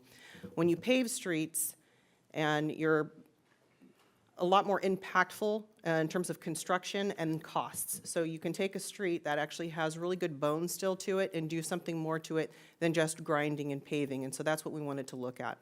So the desired outcomes of this multi-year plan is to increase our total number of streets and surface areas that can be addressed annually by utilizing more cost-effective methods to treat pavement. This is separate from just mill and fill or milling and overlaying. We want to balance our priorities, looking at streets that convey, again, higher traffic volumes that are not immediately planned for any major complete streets or have grant support, and address streets that are in poor condition, as well as maintain or improve streets that are in good condition. And this is very important. The plan that has been presented before council that's in the staff report has over 300 streets. And you will find that while many of those streets may be in poor condition, maybe with a PCI lower than 40, some of those streets actually are in good condition. They may have been resurfaced or repaved in the last maybe 10, 15 years. The objective is to also keep those streets in good condition, because once they fall to about a 50 or 60, they will continue to degrade much quicker, and it will be much more costly to maintain those streets. So we want to find that balance between addressing some of the really poor streets, but also maintaining the good streets that we have. And then lastly, strategize resurfacing efforts geographically to minimize mobilization costs and maximize our output. Contractors, just by nature, if you have them bouncing all over the community, it's going to cost them a lot more money to maintain those crews. And so we want to be able to be strategic geographically, not only for that cost, but also to minimize the impacts to our residents and our traffic. We know that Citrus Heights is a commuter community. We have a lot of traffic that commutes through our streets. So this is going to be a shift in approach. Again, historically, mostly it's been repaving projects, 2 to 3 inch overlays. Negatively, it's costly application resulting in fewer streets that have been addressed. We've had as little as 6 streets being resurfaced. I think this last year, probably one of the most streets we've done was 20 streets, albeit a lot of them courts, because those have tend to be the worst streets that we have. Very extensive schedule. It takes weeks to get one street done. And hefty requirements. If you do a multi-layer, even with a micro seal, it triggers ADA requirements. This is a federal law. And so while we do not want to not do ADA improvements, and we do definitely want to make sure that our streets and our sidewalks are accessible for all, in this aspect, our focus really is on the pavement because we understand that that is the priority of the council and of the community. The positive on paving projects is that really is the best solution to do. It's a 15 to 20 year return, but again, much more costly. And within that 15, 20 years, you are still going to have to apply another preservation treatment in order to maintain that pavement in good condition. So moving forward, the approach would be to align with industry norm and a regional approach and preserve through seal applications. So this could be your cape seals, slurry seals, crack seals, et cetera, and Mr. Lara will go into that. These are much more cost-effective options, resulting in more streets and total pavement areas to be treated because they are a fraction of the price as they would for an overlay. And shorter construction schedule per street. No requirements for single-layer application, so just to slurry a street to do a single layer, it does not impact the profile of the street, so therefore does not trigger ADA requirements. And this is our primary recommendation.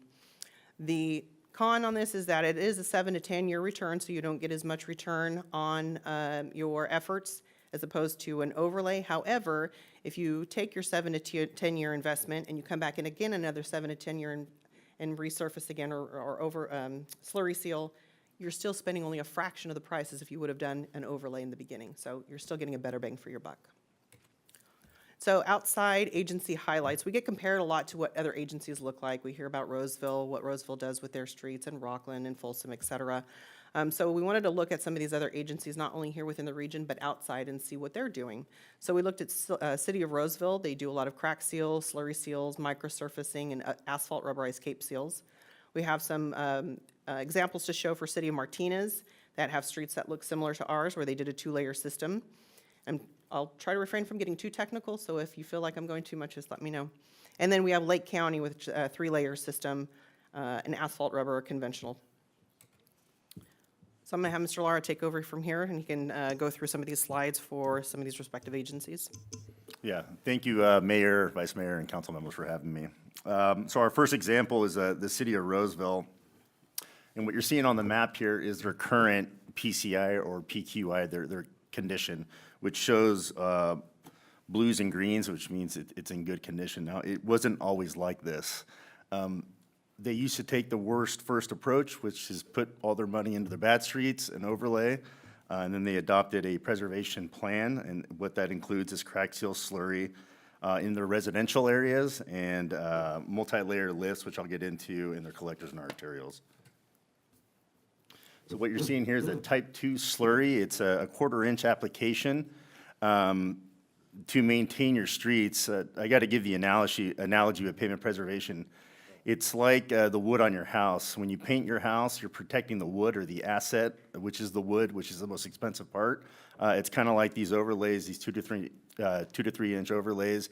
You apply these treatments to extend the life of the roadway. Can we ask questions as you go along? Because it's going Sure. to be tough to go back and try to find these pictures again. So I'm looking at this road.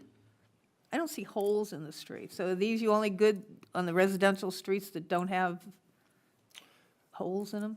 Is that, I mean, you don't say all residential streets get a type 2 slurry, right? It's just, Correct. We're going to go through and you're going to see some more pictures that actually have some degrading of the streets that are very close up and very similar to our situation. Okay. And that we're still making the same this street looked recommendations like of it the was in pretty good slurries. shape, other than it's not black anymore. No, there's some other examples. Okay.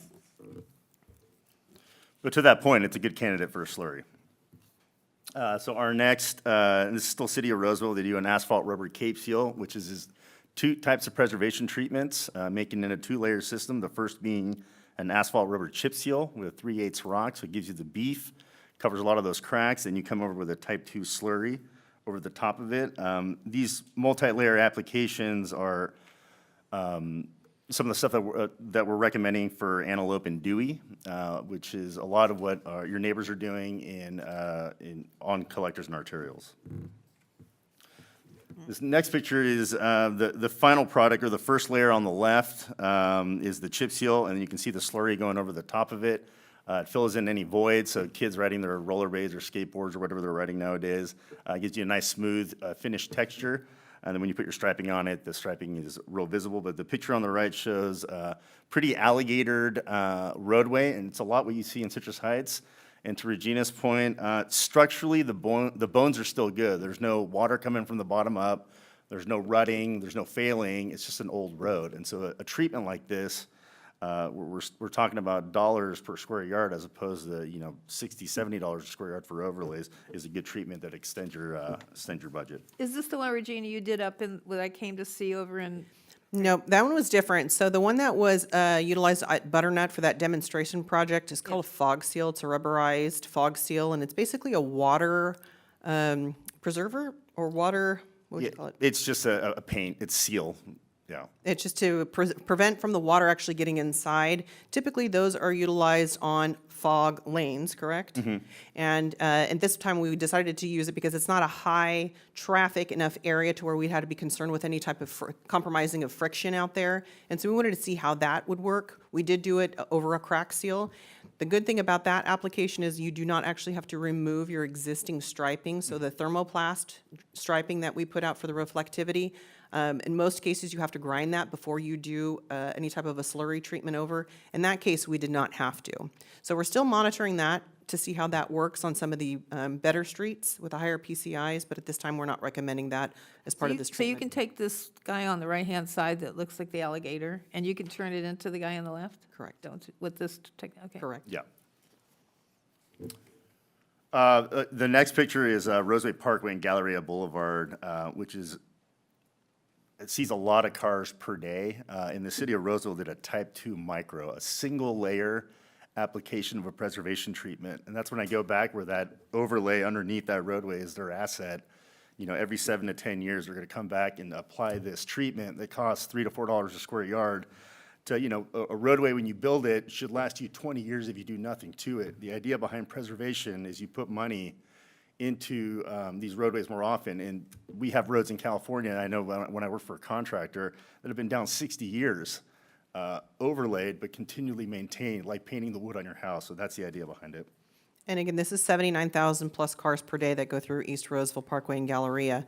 We get about 42,000 or so on Greenback Lane, so that tells you the volume that that road sees, and it is still in excellent condition. Next up, we have the city of Martinez, actually where I live, and I'm highlighting the last road on this list here, Giltrix Drive, which had a PCI of 33. You can go to the next slide. The city of Martinez, actually, like 90% of the agencies in California, had no money. They're low on budget. And so if you look at the picture on the right, that road looks like a PCI of 33. And ideally, that's when, if you had the money, you would rip that up and put a new overlay down on it. The beauty of preservation and the power of it is, being that they didn't have the budget for it, they did a 2-layer system, which has fiber in it. So it's a type 3 micro. It kind of filled in all those voids and cracks, and they came over with the second layer, type 2 slurry with fiber in it. The PCI went up from a 33 to an 81, and that picture you see on the right, that's 7 years later. So while it's not the quote-unquote correct fix, and honestly, they used this as a Band-Aid back 8 years ago, and now it's the norm. They use this product on all their residentials because it works so well. You can see the next picture, there's the 7 years. Last one is the city of Lakeport in Lake County. Same scenario with this. If you're looking at the roadway there, that's a PCI of 17. That is an absolute rip up and put a new roadway without a doubt. The county just didn't have the money for it, and so they were looking for solutions. Another Band-Aid scenario was working for a contractor, so what we did is a 3-layer system. The type 2 slurry has larger aggregate. It filled in a lot of those voids, kind of like when you finish a puzzle and you put that glue over the puzzle.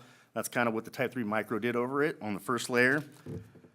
Second layer was a 3/8 chip seal, with the county had their own crews, so that the contractor came in, supplied the oil, then they applied the aggregate.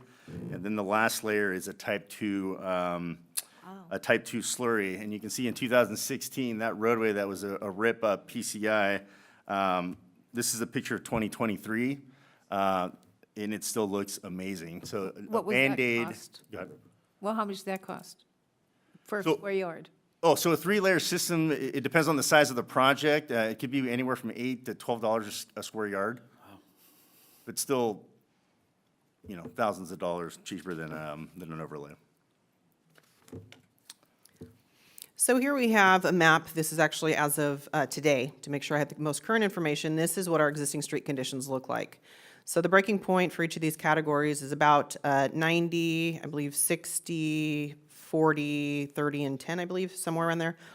So the green and blue are ideal, obviously. But from the time that a street is resurfaced, it immediately starts to degrade. So you will see that PCI drop on a street anywhere from about 1 to maybe 4 points per year, depending on the traffic conditions of that street, what kind of drainage is provided on that street, if there is any drainage, different seasonal conditions that we have.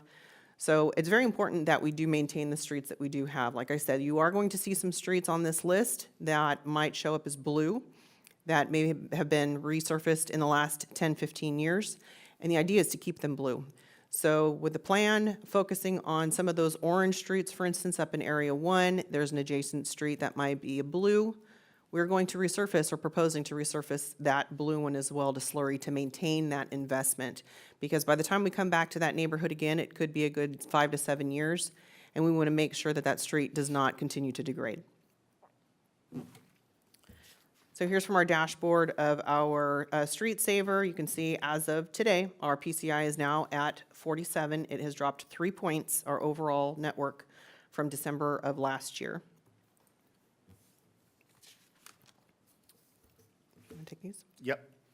So what you're seeing here are Farm Gateway here in Citrus Heights, current conditions, when I went out and looked at it. The picture on the left was a roadway that was, or farm gate that was slurried. It can't be older than 5 to 7 years.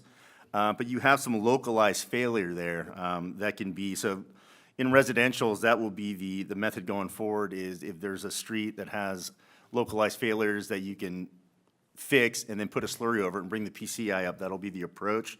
On the picture on the right, farther up on Farm Gate. Fair Oaks. Fair Oaks, sorry. A little bit more distressed, and that's where we're proposing a multi-layer lift, like an asphalt rubber cape seal that's done in the city of Roseville. It'll fill in all those gaps with the asphalt rubber chip part, and then with the Type 2 slurry, give it a nice cap, and it'll give you a 10-plus year roadway. Here are some more, you can see here, here are some actual streets in the city of Citrus Heights. So these are great candidates for slurry with crack seal. There is a lot of cracking, but it's just an old brittle road that can be brought back to life with a slurry and really, really extend your dollars and cover more lane miles in your city. And again, and it's a training really for our staff as well to understand where these failures are occurring. Are they actually base failures or are they just surface? If it's just surface, that's how asphalt is supposed to age, and we can apply that preventative maintenance. If there are base failures, as Mr. Lara was saying, either pumping or where you see some depressions in the asphalt, chances are there's some degradation subsurface, so we would go ahead and address that and then come back with those slurries or those cape seals. Right. And then, like my previous slide, Dewey and Antelope are great candidates for multi-layer treatments that would be really cost-effective and would last a good 7 to 10 years. So another great option for your collectors and arterials in the city. And Dewey is planned for resurfacing in summer '24. We've extended it from Connemara to Greenback Lane, all the way up through Van Maren to Auburn Boulevard. So we will be doing a much longer segment of roadway in this next year. So this just kind of shows, you know, if we had enough resources, not just the money, but resources of staff and the ability to do one fell swoop over the entire city. We've got 2.6 million square yards just of residential. What that investment would look like. There's a significant difference in cost when you're looking at a 2-inch, which it could be a 2-inch, it could be a 3-inch, depending on your streets, what the existing conditions are. But a mill and fill or an overlay versus other applications like your slurry seal. So you would come in on an ideal candidate with a slurry seal. You might come back in 7 years if there's cracks that are coming through and apply a crack seal. At year 12 or so, you would do a cape seal. At 25, you would do another slurry seal. And you're still spending less money than if you did a mill and fill at year 1 and you come back and do another, you know, mill and fill overlay at year 20. Same thing for our collectors and arterials. 280 million versus 136 million. And that's based upon roughly 1.6 million square yards of paved area for collectors and arterial streets combined. So in summary, we are looking with this plan to be able to increase our output from 1 to 2 center lane miles, and that was based upon this last year, what we produced per year, to over 52 center lane miles per year on average with that slurry approach, and also for the multi-layer approach for our collectors and arterials. Maximize our funding and accomplish more maintenance objectives. Of course, it's not just the pavement, but we also have our striping that we need to address, and it would be able to be kind of a 2-for-1 punch on many of these. Incorporate striping, other traffic, bicycle, and pedestrian improvements when and where feasible, such as our MMTSP plans. Maintain our flexibility with the program to allow for adding or moving streets in the schedule. We are still continuing to work with our utility partners. We do know that some of the gas and electric companies do have some plans in '24 to hit some of the neighborhoods, notably Area 1, Area 7, Area 8. So we want to make sure that we are working very closely with them to make sure that they complete their work ahead of our schedule. So when we get in there, they're out of the way and we know that they're not going to come back through and compromise any of our investments. And then achieve a reduction in greenhouse gas emissions. Because these applications that we're proposing do require less trucking. We're not going to be grinding the asphalt. We're not going to have multiple trucks having to deploy on any of these streets when we're doing this work. There is something to capture. I believe it's somewhere around 2% on the GHG emissions. So staff recommends the City Council adopt the resolution of the City Council approving the 3-year pavement preservation plan. And we're here to entertain any questions. Okay, any preliminary questions or comments? No? Go ahead, Councilmember Schaefer. Thank you very much, Mayor. Well, thank you very much, Regina, and forgive me, what was your name again? Caesar. What's that? Caesar. Teaser. Yeah. Okay, so, you know, when we have the rains come and the winter comes and we have, this is when the alligator street starts popping up, the chunks of concrete a blacktop start popping up. I usually run out there and put them back in place. But Or see, click, fix, and we'll go out there. there you go. Okay, so I don't think you could even begin to keep up with it at the rate that it comes up. So the question I have is, and this is really more for the edification of the public, and that is, there's not a lot we can do we can just kind of do some fill, but it's not really the ideal fill that we would get if during the cold winter, during the winter months, we're sort of limited on what we have access to. Is that correct? Can you talk about that? Correct. So currently, because of the temperatures, ideal temperatures for hot mix asphalt is 50 degrees and rising, and you have to have your precipitation low enough to be able to support that. It's very difficult to get hot mix asphalt right now with the plants. They're very limited on how much they're producing and how much they will open up for. You have to have larger jobs.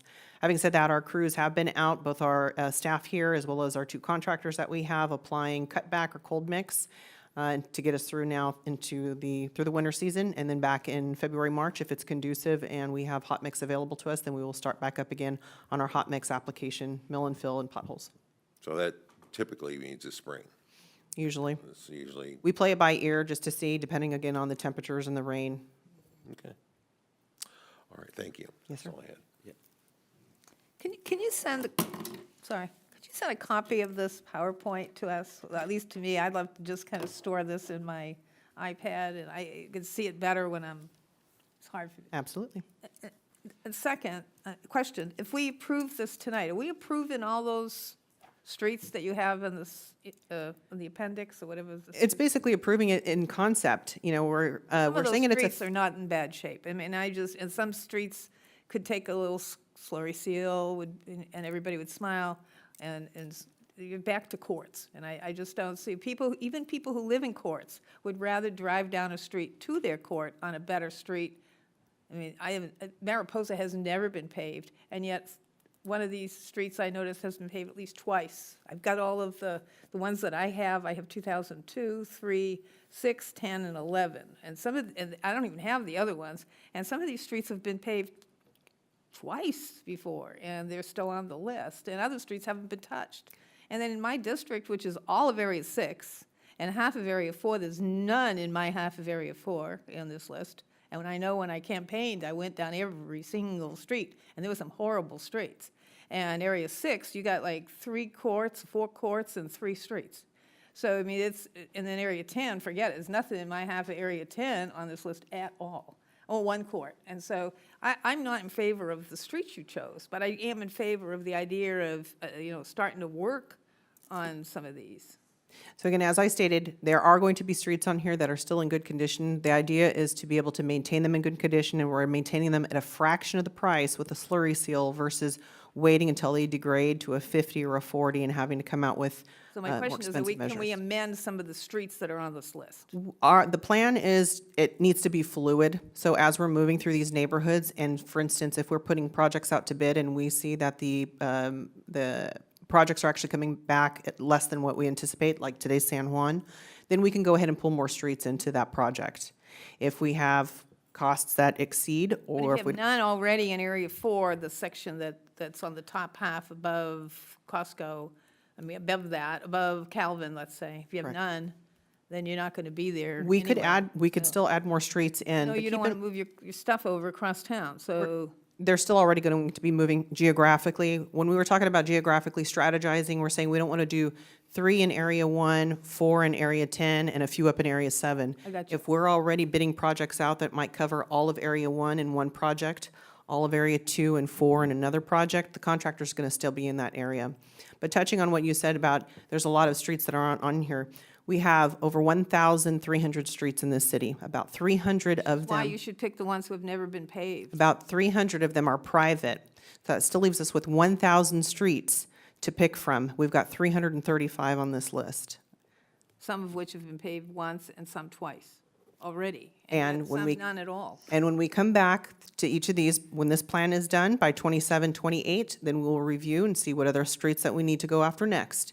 We can't achieve all of our streets all in one fell swoop.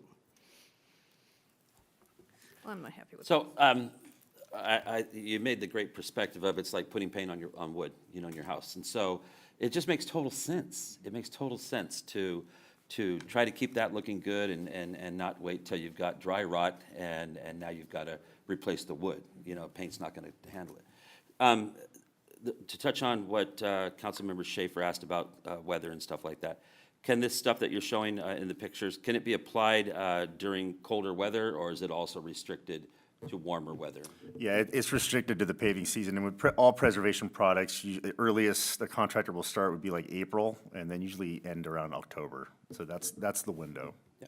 And then, and I really like the geographical approach, because it does make total sense.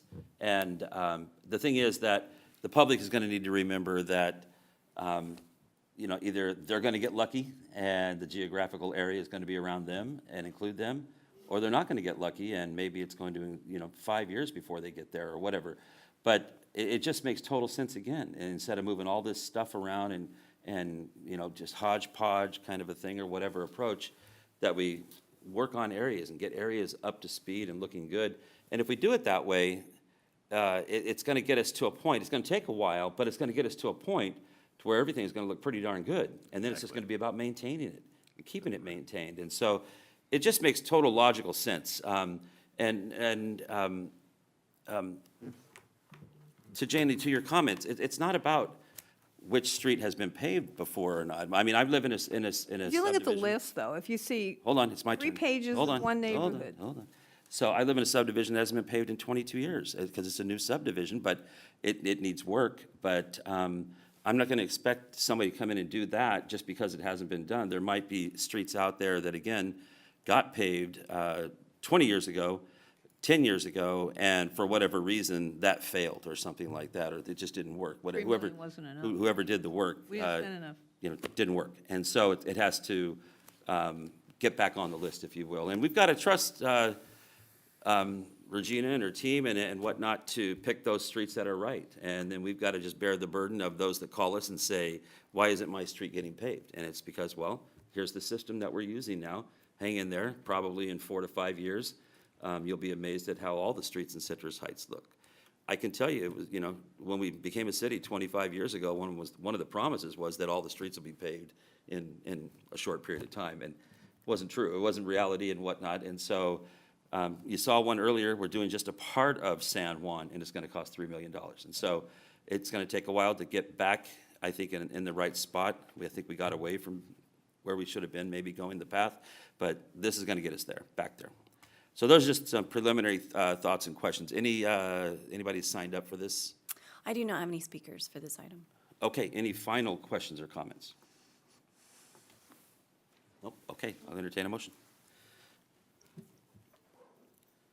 I'll move approval of a resolution for the City Council of Citrus Heights, California, approving the 3-year pavement preservation plan. Second. Okay, it's been moved by Councilmember Middleton, seconded by Councilmember Lopez Taff. Any questions or comments about the motion? Hearing none, all those in favor? Aye. Aye. All those opposed? Opposed. Thank you so much. Next item, please. Next item is regular calendar, item number 14. The subject is ordinance of the City Council of the City of Citrus Heights, amending Citrus Heights Code, Chapter 94, Traffic and Vehicles, regarding pedestrians, Sections 94-416 to 94-440. The recommendation is to introduce for a first reading, read by title only, and waive the full reading of an ordinance amending Citrus Heights Municipal Code, Chapter 94, Traffic and Vehicles. Good evening, Mayor Daniels and council members, along with my colleague Commander Russo, who is not quite retired yet. We're going to make a presentation on 2 different ordinances. I'll handle the first one and Commander Russo the second. So I'm Ryan Jones, your city attorney. And before you is the first reading of an ordinance amendment that relates to pedestrian safety. Specifically, it would amend sections 94-416 through 440 of the Citrus Heights Municipal Code. The ordinance aligns with the city council's goals relating to preservation and enhancing public safety. So the purpose of this amendment to the ordinance is to protect pedestrians at or near roadways or intersections from vehicular traffic. Staff has research data associated with those risks, and based on that research, staff is recommending a modification to the ordinance. The 2 key parts of the ordinance that would be amended, one is that it would be a prohibition of individuals from standing, sitting, or lying down on a driveway or driveway apron, and those areas are defined in the code, as well as a prohibition of individuals from standing, sitting, or lying down in center medians of certain intersections in the city except to cross that median. What we have before you is the recommendation to pass that first reading, read it by title only, waive the first reading, and move it for a second reading at the next city council meeting. If you have any questions for Commander Russo or myself, we're happy to answer them. One question. Oh, go ahead. Yes, please. Does it have the exception for when the firemen stand out in the middle of the median to collect money for the boot? It doesn't carve that out, but they can apply for a permit, which I understand is how they've done that before. Is that in the ordinance that you can apply for a permit so that everybody can know that? It's not particularly in this ordinance, but that is that is an exception. Well, they all know about it. Commander Russo. Nothing further. I thought you were going to tell us something. Okay, yeah, and any preliminary questions, any other ones, comments? No, I just want to say that this is good. This is what's going to prevent people from basically standing on corners, with signs and stuff like that, or in medians, as you're trying to come out of Walmart or whatever, and those kind of things. And so it's a safety issue. And we're going to approach it as a safety issue and take care of it that way. So that's it. Any public comments? I do have one written comment that was submitted for this item. It is from Rick Hodgkins, and he states, "Good evening and hello again. From 2 previous meetings in August and either last month or October, as many of you already are aware, I must once again stress the importance of audible pedestrian-controlled traffic for the blind. I know that this is in the works, but that with this item being brought up tonight, I really have to drive the point even further by saying I can only now see light and dark, that which has me fear for my safety, so thank you." Thank you very much. Okay, any final questions or comments? If not, we'll entertain a motion. All right.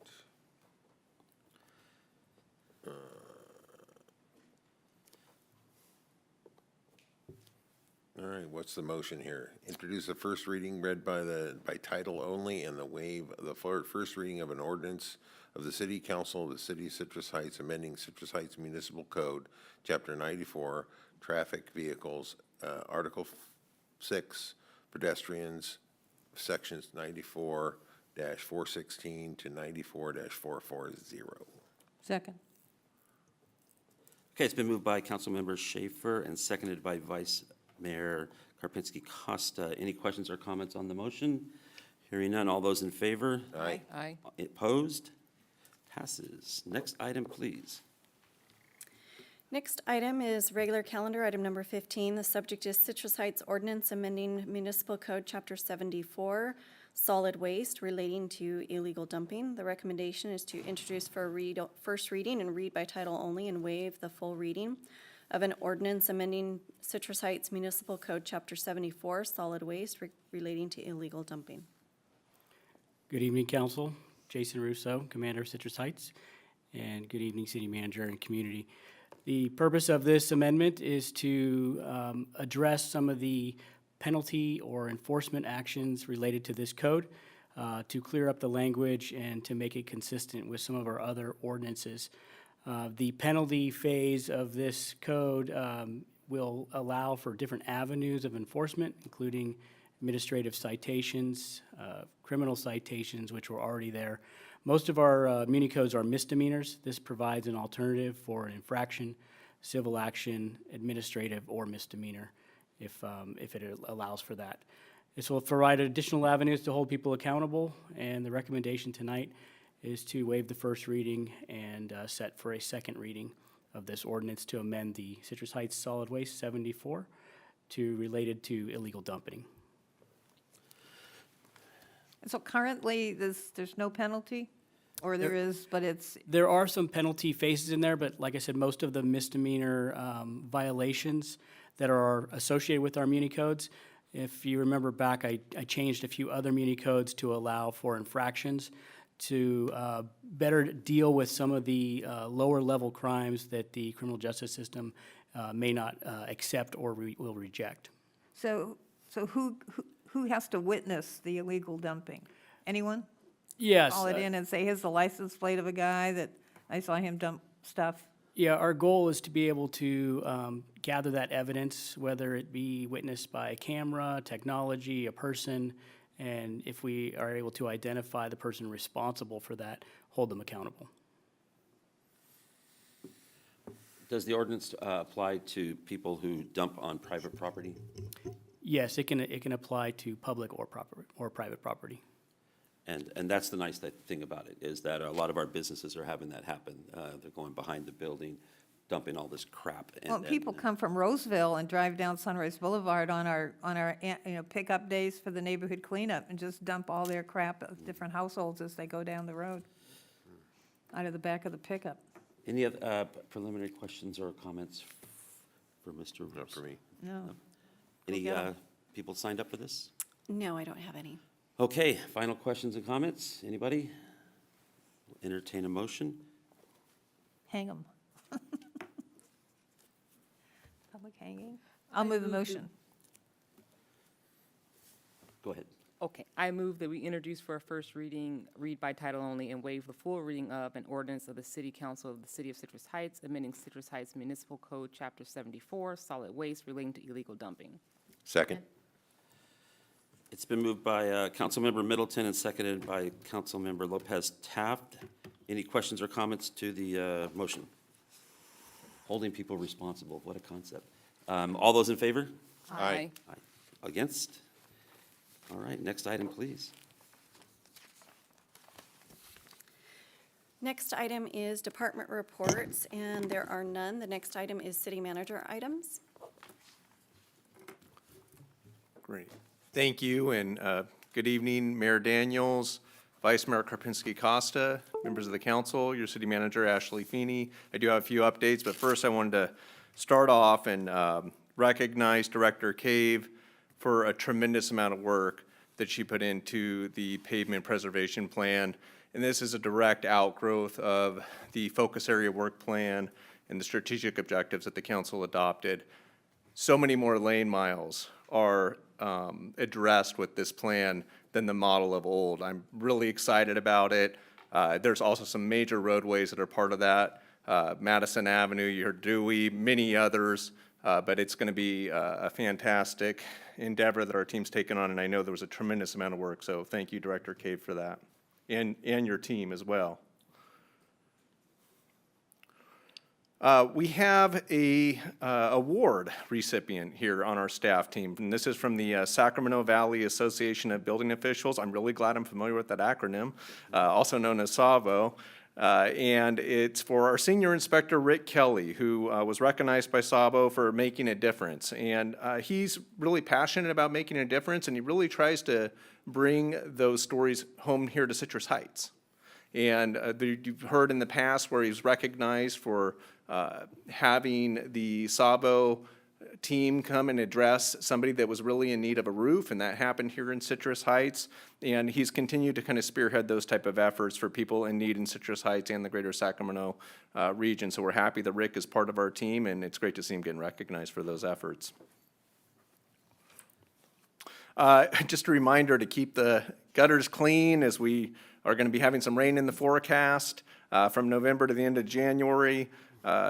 We have residents that can place up to 6 30-gallon trash bags full of leaves next to their green waste cart for additional collection. And please do not sweep or blow your leaves into the storm drain. It's not intended to be a garbage disposal. It will clog. So please go ahead and dispose of those the right way.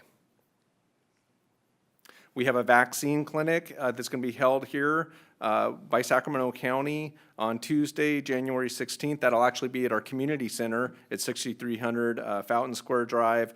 People can walk in for a flu shot or a COVID vaccine, and the details on that will be shared on our social media. But again, Tuesday, January 16th from 11 to 3.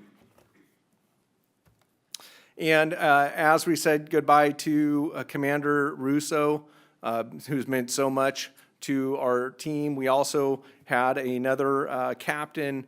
Well, now he's captain. He was Lieutenant Chad Morris here at Citrus Heights. But the department has a history of producing a lot of excellence, and that's recognized in the region. And it's sad when we see them go, but it's bittersweet, because we know the professional standards that we have here and the type of training that goes into keeping our community safe.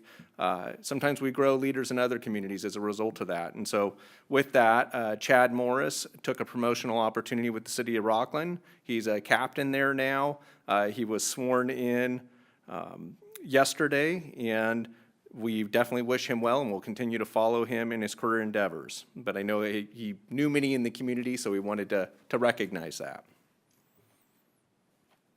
We also have a new canine handler, Alyssa Bragg. You can see here with her partner Milo. They've successfully completed their training, so you'll see Alyssa and Milo out in the field, and so congratulations to her on that.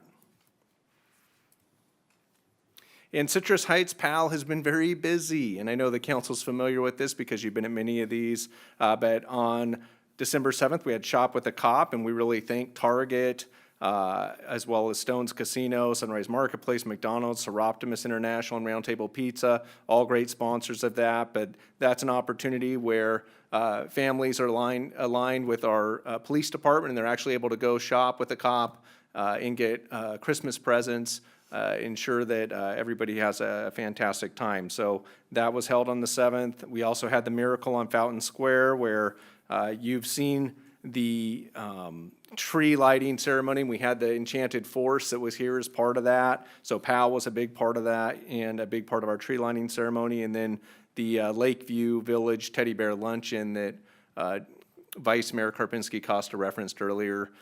Some great attendance at that, and we really appreciate their support. Those stuffed animals make a big difference in the lives. I'm behind that white teddy bear.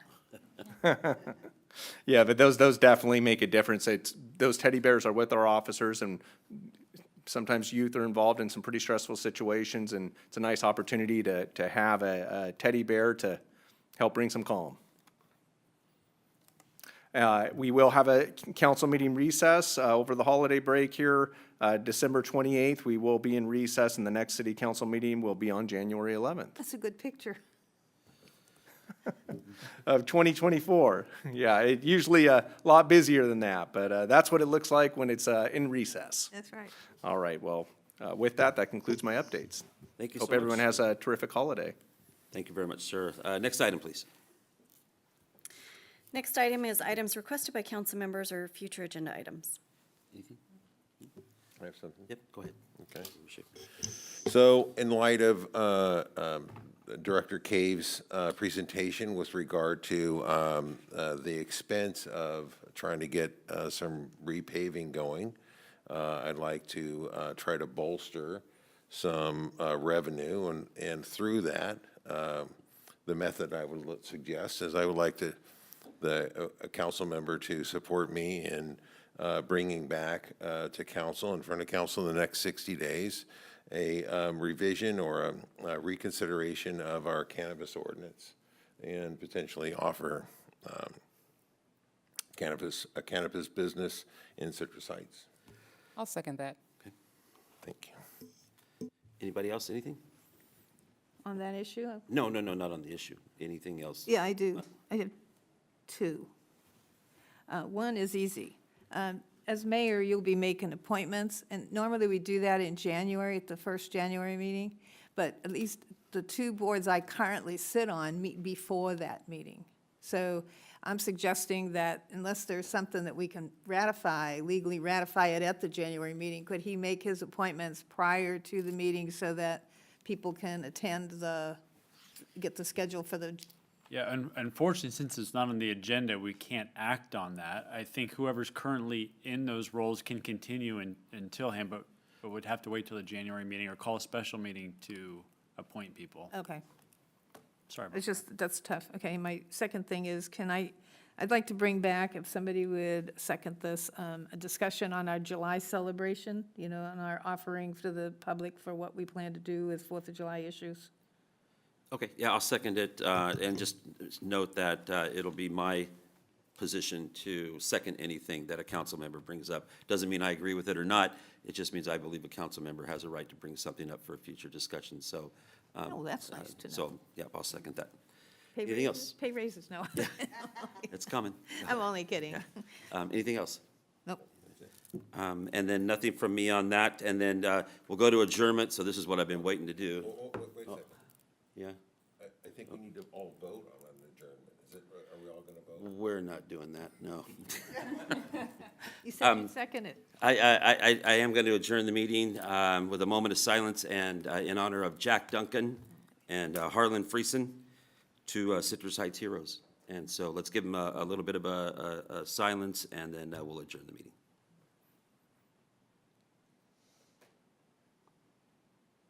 Thank you.